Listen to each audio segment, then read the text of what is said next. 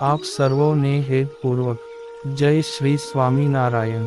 આજની સત્સંગ કથા વાર્તા। નિજ મંદિર સાવરકુંડલા। ચૈત્ર માસ એટલે આપણે તેને ખૂબ જ પવિત્ર અને પિતૃ માસ તરીકે ઓળખીએ છીએ। આ મહિનામાં અનેક સારા પર્વ આવે છે। તેમાં પ્રથમ તો ગુડી પડવો અને નવરાત્રિ પ્રારંભ। તેમાં માતાજીનું પૂજન અર્ચન તેમજ ઉપવાસ કે એકટાણા કરી ભક્તિભાવથી આદ્ય શક્તિની ઉપાસના થાય છે।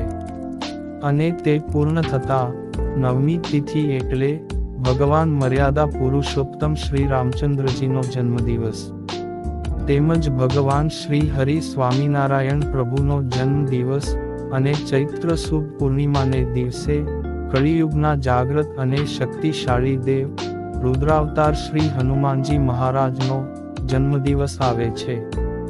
તેથી આપણે સત્સંગ કથા વાર્તાના માધ્યમે શ્રી મર્યાદા પુરુષોત્તમ રામચંદ્રજી અને શ્રી સ્વામિનારાયણ ભગવાન તેમજ રુદ્રાવતાર શ્રી હનુમાનજી મહારાજના પ્રાગટ્યની કથા તેમજ જીવન ચરિત્રની ઝાંખી કરીશું।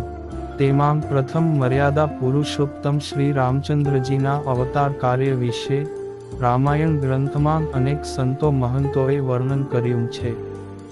જેમાં તુલસીદાસ વાલ્મીકીજીનું નામ અગ્રેસર છે।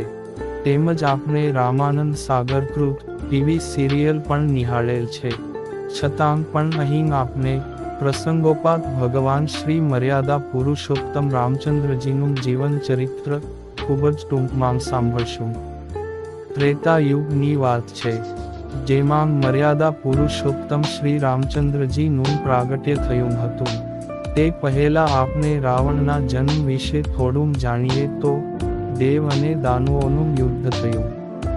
તેમાં દાનવો પરાસ્ત થયા અને દેવોનો વિજય થયો ત્યારે માલ્યવાન તેના અસુર સાથીદારો સાથે પાતાળમાં ચાલ્યો ગયો ને બધા અસુરો એ ભેગા મળીને પોતાનું સામ્રાજ્ય પાછું મેળવવા માટે વિચારણા કરવા લાગ્યા ને તેવું નક્કી થયું કે આપણે એક એવા શાસકની જરૂર છે કે જે દેવતાઓને પરાસ્ત કરીને દૈત્ય કુળને ધરતી પર સ્થાપિત કરે। ત્યારે માલ્યવાને પોતાની પુત્રી કૈકસીને ધરતી ઉપર પુલસ્ય ઋષિ પાસે મોકલી। તેણે ઋષિને પ્રાર્થના કરી કે મને તમારી પત્ની બનાવો। ત્યારે ઋષિએ ના કહી તો કૈકસીએ પોતાના મૃત્યુનો ભય બતાવીને ઋષિને પોતાની સાથે વિવાહ કરવા માટે રાજી કરી લીધા ને તેમની સાથે ગંધર્વ વિવાહ કર્યા। ત્યારબાદ તે ઋષિને રાજી કરવા ઋષિ સાથે ખૂબ જ સારી રીતે સેવાભાવથી રહેવા લાગી। એક સમયની વાત છે, સંધ્યાનો સમય હતો। ત્યારે કૈકસી એ પુત્ર કામનાની ઈચ્છાથી ઋષિ પાસે સમાગમની ઈચ્છા કરી। ત્યારે ઋષિએ કહ્યું, અત્યારે સંધ્યાકાળ છે અને આવા સમયે આવું કર્મ ન થઈ શકે। પરંતુ કામને લઈ વિહવળ થયેલી કૈકસી એ માન્યું નહીં અને ઋષિ સાથે સમાગમ કર્યો, જેના ફળ સ્વરૂપે તેને 3 દીકરાને જન્મ આપ્યો। તેમાં સૌથી મોટો રાવણ ને બીજો કુંભકર્ણ ને ત્રીજો વિભીષણ થયો। ત્યારબાદ કૈકસી ઋષિનો ત્યાગ કરી પોતાના પિતા માલ્યવાન પાસે ચાલી ગઈ। સમય જતાં તેના પુત્રો મોટા થયા ત્યારે માલ્યવાને અગાઉ બનેલું તમામ વૃત્તાંત પુત્રોને કહ્યું। ત્યારે રાવણ બોલ્યો, દેવતાઓને જીતવા માટે અમારે તપ કરવા જવું પડશે। એમ કહી 3 જણા એ વનમાં જઈ તીવ્ર તપસ્યાનો પ્રારંભ કર્યો અને બ્રહ્માજીને પ્રસન્ન કરી તેમની પાસે વરદાન માંગ્યું। ત્યારે બ્રહ્માજી એ 3ને વરદાન આપી પોતે અંતર્ધાન થયા। આમ બ્રહ્માજીનું વરદાન મળતા રાવણ પાછો પાતાળ લોકમાં માલ્યવાન પાસે આવ્યો અને અસુરોનું સૈન્ય લઈ દિગ્વિજય કરવા ધરતી પર આવ્યો ને પહેલા પૃથ્વી, પછી સ્વર્ગલોક અને અંતે મૃત્યુલોક પર વિજય મેળવી ત્રિલોકીનો રાજા થયો। અને તેના લગ્ન મંદોદરી સાથે થયા, પરંતુ પોતે આસુરી વૃત્તિનો હોવાથી ખૂબ જ અધર્મ આચરતો અને ગાય, બ્રાહ્મણ, ઋષિ મુનિઓને પીડા પહોંચાડવા લાગ્યો, અને સારી ત્રિલોકીમાં હાહાકાર મચાવી દીધો. તેનાથી ત્રસ્ત થઈ પૃથ્વી ગાયનું રૂપ લઈ બ્રહ્માજી પાસે ગઈ. ત્યારે બ્રહ્માજી તેને લઈ ભગવાન શ્રી હરિ વિષ્ણુ પાસે ગયા, અને ત્યાં પ્રાર્થના પૂર્વક તમામ વૃત્તાંત કહ્યું. ત્યારે શ્રીહરિ વિષ્ણુએ પ્રસન્ન થઈ પોતે માનવ રૂપે અવતાર લઈ અસુરોનો નાશ કરશે એમ કહી તેઓને રાજી કર્યા. પછી પોતે અવતાર લેવાનું નક્કી કર્યું. આ બાજુ અયોધ્યા નગરી માંગ સૂર્યવંશમાં રઘુ નામે રાજા થયા, અને તેના વંશમાં અંશ અને તેના પુત્ર દશરથ નામે રાજા થયા. તેઓ ખૂબ જ પરાક્રમી અને ધર્મવાન હતા, ને જરૂર પડે ત્યારે દેવતાઓની મદદ કરવા તેની સાથે યુદ્ધમાં પણ જતા અને વિજય મેળવતા આવા પરાક્રમી અને ધર્મનિષ્ઠ રાજા હતા. તેમને અનેક પત્નીઓ હતી, તેમાં 3 મુખ્ય કૌશલ્યા, સુમિત્રા અને કૈકેયી હતી. પરંતુ સંજોગો વસાત તેમને ત્યાં કોઈ સંતાન ન હતા.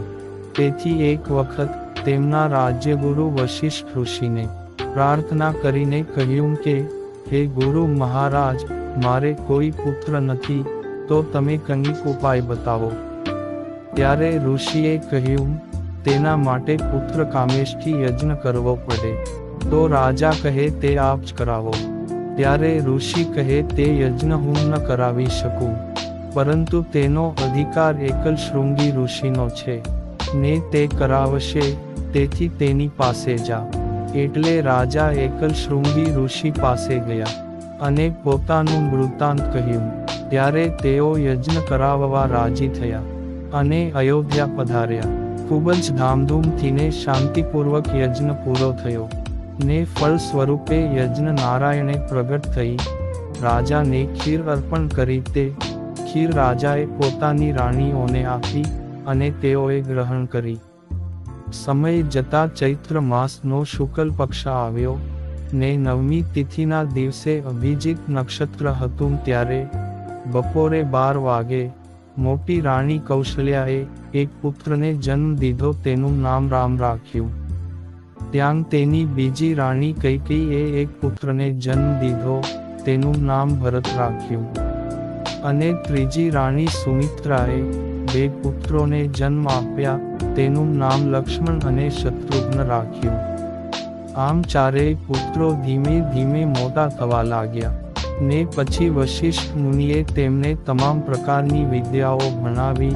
ત્યારબાદ રાજાએ ભગવાન શ્રીરામને યુવરાજ પદે સ્થાપિત કર્યા. ને એકવાર વિશ્વામિત્ર ઋષિ પધાર્યા, ને યજ્ઞની રક્ષા કરવા રામ લક્ષ્મણની માંગણી કરી. ત્યારે અનિચ્છાએ પણ બંને પુત્રોને તેની સાથે મોકલ્યા. આશ્રમે જતા રસ્તામાં તાડકા નામે રાક્ષસી મળી. તેનો નાશ કરી આશ્રમે પહોંચ્યા, ને ત્યાં યજ્ઞની રક્ષા કરતા મારીચ અને સુબાહુને પરાસ્ત કર્યા.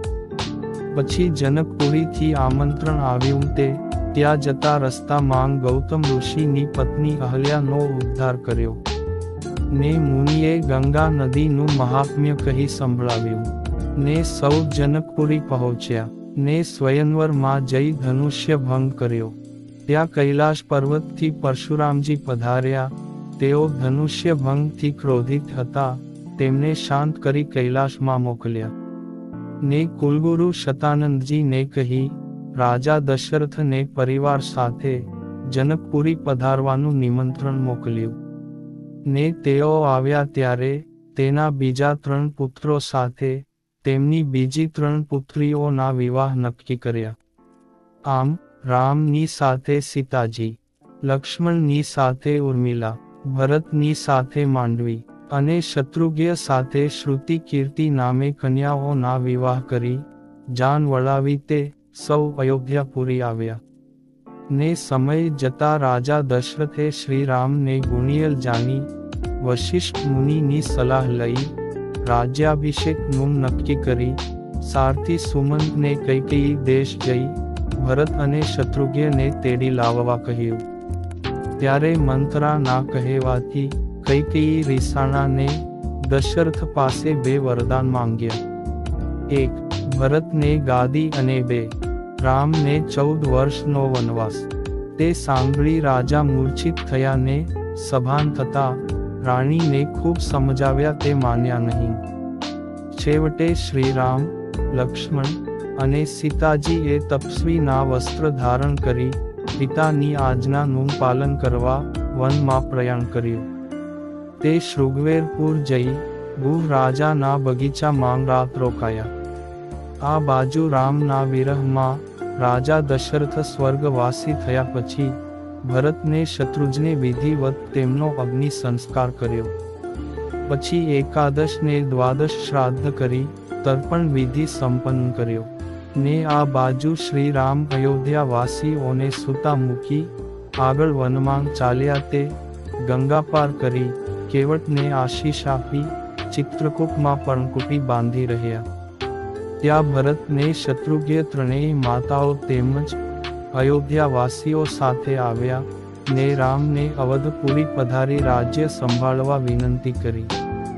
પરંતુ શ્રી રામજીએ ના પાડીને પોતાની ચરણ પાદુકા આપી સૌને અવધપુરી પાછા મોકલ્યા. ને પોતે ત્યાંથી આગળ ગયા. તે વચ્ચે કબંધ નામે રાક્ષસનો ઉદ્ધાર કરી અત્રિ મુનિના આશ્રમે આવ્યા. ત્યાં અનસુયાજીએ સીતાજીને દિવ્ય વસ્ત્ર આભૂષણ આપ્યા. તે ધારણ કરી અત્રિ મુનિને પ્રણામ કરી ચાલ્યા. તે દંડકારણ્યમાં આવી પર્ણકુટી બાંધી રહ્યા. ત્યારે શૂર્પંખા નામે રાક્ષસીએ ત્યાં આવીને શ્રીરામને વિવાહ કરવા કહ્યું. ત્યારે સીતાજીને બતાવી કહ્યું કે પોતે વિવાહિત છે. એટલે તે લક્ષ્મણજી પાસે ગઈ. તેણે નાક કાન કાપી લીધા. પછી તેના ભાઈ ખર અને દૂષણ પાસે જઈ ફરિયાદ કરી. તે 14,000 રાક્ષસની સેના સાથે આવ્યા. તેનો રમત માત્રમાં શ્રીરામે વિનાશ કર્યો. પછી શૂર્પંખા રાવણ પાસે લંકામાં જઈ રાવણને આ બધું વૃત્તાંત કહ્યું. ત્યારે તેણે મારીચની સહાયથી કપટ કરી સીતાજીનું હરણ કરી લંકામાં લાવ્યો ને અશોક વાટિકામાં રાખ્યા. આ બાજુ શ્રી રામ સીતાજીની શોધ કરતા આગળ ગયા. તે ગિધરાજ જટાયુ ઘાયલ અવસ્થામાં પડેલા. તેણે સીતાજીની રક્ષા માટે રાવણ સાથે લડાઈ કરી હતી. તે વાત કહી દેહ છોડી દીધો ને તેનો આત્મા શ્રી રામજીમાં લીન થયો. તેની અંતિમ ક્રિયા શ્રી રામે સ્વયં કરી. ત્યાંથી આગળ પંપા સરોવરે પધારી ઘણા વર્ષોથી પ્રભુની રાહ જોતી શબરીના આશ્રમે પધારી તેમના બોર આરોગી તેને દિવ્ય ગતિ આપી આગળ ચાલ્યા. તે કિશતીવંદા પધાર્યા. ત્યાં હનુમાનજીનો મેળાપ થયો ને સુગ્રીવ સાથે મૈત્રી કરી વાલીનો વધ કર્યો ને રાજ્ય સુગ્રીવને અપાવ્યું ને વાલી પુત્ર અંગદને યુવરાજ બનાવ્યો. પછી સુગ્રીવે મોટી વાનર સેના એકઠી કરી ચારેય દિશામાં સીતાજીની શોધમાં મોકલ્યા. ને દક્ષિણ દિશામાં અંગદ, જાંબુવાન, નલનીલ તેમજ હનુમાનજી વાનર સેના સાથે ગયા. તે સમુદ્ર કાંઠે આવી બેઠા. ને ગિધરાજ જટાયુના ભાઈ સંપાતિ દ્વારા માલુમ થયું કે સીતાજી લંકામાં છે. ને હનુમાનજી 400 ગાઉનો સમુદ્ર ઓળંગી લંકામાં જતા વચ્ચે મૈનાક પર્વત આવ્યો. તેના પર હાથ મૂકી રાજી કર્યો. તે આગળ ગયા. ત્યાં દેવતાઓએ મોકલેલી સર્પોની માતા સુરસા મળી. તેનો બુદ્ધિપૂર્વક પરાભવ કરી આગળ ગયા. તે સિંહિકા નામે રાક્ષસી મળી. તેને મારીને આગળ લંકા પહોંચ્યા. તે નગર દ્વારે લંકિની મળી. તેને મુષ્ટિકા મારી ઉદ્ધાર કર્યો ને લંકામાં જઈ સીતાજીને શોધતા વિભીષણને મળ્યા. તેને રામભક્ત જાણી ભેટ્યા. તેણે અશોક વાટિકાનો માર્ગ બતાવ્યો. તે ત્યાં જઈ માતા જાનકીને મળ્યા ને શ્રી રામના કુશળ સમાચાર કહ્યા. ને પછી ફળ ખાતા હતા ત્યારે રાક્ષસોએ રોક્યા. તેને લડાઈમાં માર્યા. ત્યારે રાવણનો પુત્ર અક્ષય કુમાર આવ્યો. તેને પણ માર્યો. પછી રાવણનો મોટો પુત્ર મેઘનાદ આવ્યો. ને બ્રહ્માસ્ત્રનો પ્રયોગ કરી હનુમાનજીને બાંધી રાવણ પાસે હાજર કર્યા. તેને સીતાજી રામને સોંપી દેવા કહ્યું ત્યારે ગુસ્સે થઈ તેણે હનુમાનજીને મારવાનો આદેશ કર્યો. ત્યારે વિભીષણે રોક્યો ને કહ્યું કે દૂતને મરાય નહીં, તેને બીજો દંડ આપો. ત્યારે રાવણના મંત્રીઓના કહેવાથી પૂંછ સળગાવવાનું નક્કી કરી તેના પૂંછડે ઘી તેલવાળા વસ્ત્રો કરીને બાંધ્યા ને આખા નગરમાં ફેરવી ચોક માંગ આવી આગ ચાંપી. ત્યારે હનુમાનજીએ શ્રીરામ કહી આખી લંકાને અનાથની જેમ બાળીને સમુદ્રમાં જઈ પૂંછ બુજાવી ને સીતાજી પાસે આવ્યા ને ચૂડામણી લઈ સમુદ્ર પાર કરી સામે કાંઠે આવ્યા ને સૌ સાથે શ્રીરામ પાસે આવી બધા સમાચાર કહ્યા.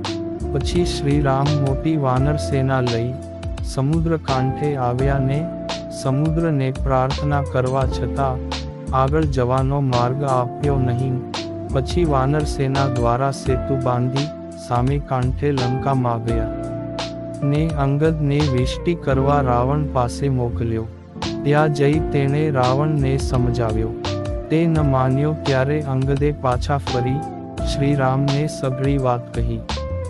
આ બાજુ વિભીષણે પણ સીતાજીને પાછા સોંપવા કહ્યું ત્યારે તેને અપમાન કરી કાઢી મૂકતા તે શ્રીરામ પાસે આવ્યો ને શરણાગત બની શ્રીરામ પાસે રહ્યો.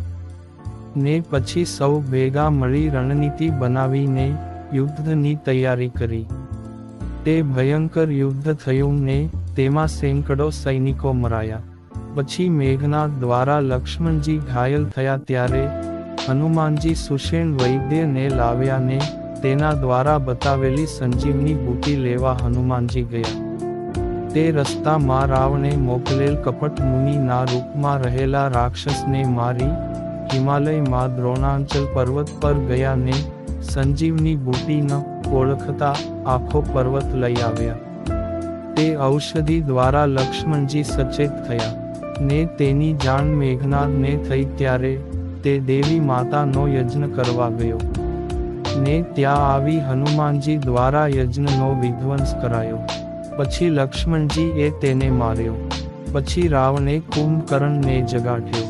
તે યુદ્ધમાં આવ્યો ત્યારે શ્રી રામજીએ તેને માર્યો અને અંતે રાવણ પોતે યુદ્ધમાં આવ્યો ત્યારે વિભીષણના કહેવા મુજબ શ્રી રામજીએ તેને માર્યો ને પછી સીતાજીને રામ પાસે લાવ્યા ત્યારે શ્રી પ્રભુએ અગ્નિ પરીક્ષા લઈ વિભીષણ દ્વારા આપેલ પુષ્પક વિમાનમાં બેસી અયોધ્યા આવતા વચ્ચે ગંગા ઘાટે ઉતરી કેવટને આશીર્વાદ આપી ગુહરાજાને દર્શન દઈ અવધપુરી પધાર્યા ને સૌ પુરવાસીઓએ તેમનું સ્વાગત કર્યું ને શ્રીરામ પ્રભુ નંદીગ્રામમાં જઈ ભરતજીને મળ્યા. તેને સાથે લઈ મહેલે પધાર્યા. પછી ત્રણેય માતાઓને મળી તેમના આશીષ લીધા. ત્યારબાદ ગુરુજનોને બોલાવી સારું મુહૂર્ત પૂંછાવી શ્રી રામચંદ્રજીનો રાજ્યાભિષેક કર્યો અને સાથે આવેલા વિભીષણ, સુગ્રીવ, જાંબુવાન વગેરેને ભેટ સોગાત આપી અશ્રુભીની આંખે વિદાય આપી. પણ હનુમાનજી તો શ્રી પ્રભુની સેવા માંગ રહ્યા. પછી ધોબી દ્વારા કહેવાયેલા વચનને માટે શ્રી રામજીએ સીતાજીનો ત્યાગ કર્યો ને વનમાં મોકલ્યા. તે વાલ્મીકીજીના આશ્રમે જઈ રહ્યા. ત્યાં તેમણે લવ અને કુશ એમ બે પુત્રને જન્મ આપ્યો ને તે આશ્રમમાં મોટા થવા લાગ્યા. આ બાજુ શ્રી રામે અશ્વમેઘ યજ્ઞ કર્યો.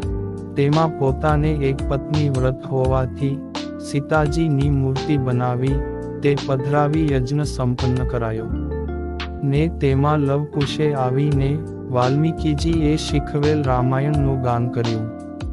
તે સૌએ તેને ઓળખી ત્યાં સીતાજીને બોલાવ્યા.